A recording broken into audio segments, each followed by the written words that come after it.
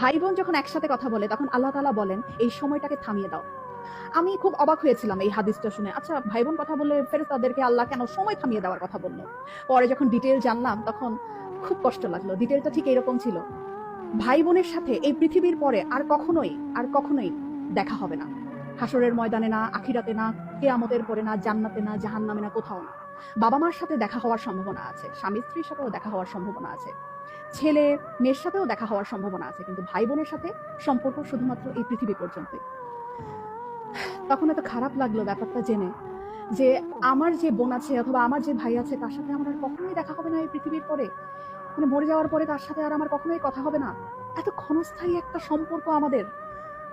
যারা সম্পত্তি নিয়ে ঝামেলা করে ভাই বোনের সাথে কথা বলে না, যারা অনেক ঝগড়া বিবাদের কারণে ভাই বোনদের সাথে কথা বলা বন্ধ করে দেয়, তারা না করেন না এই ব্যাপারটা। সময়টা না খুব কম আমাদের, খুব কম।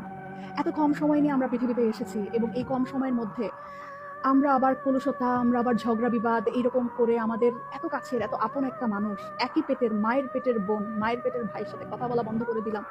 এই মানুষগুলোর সাথে তো আমাদের আর পৃথিবীর পরে দেখাও হবে না, কথা হবে না। কি দরকার মনে এত কষ্ট রেখে? ভুলে যাই না সব, ভুলে যাই।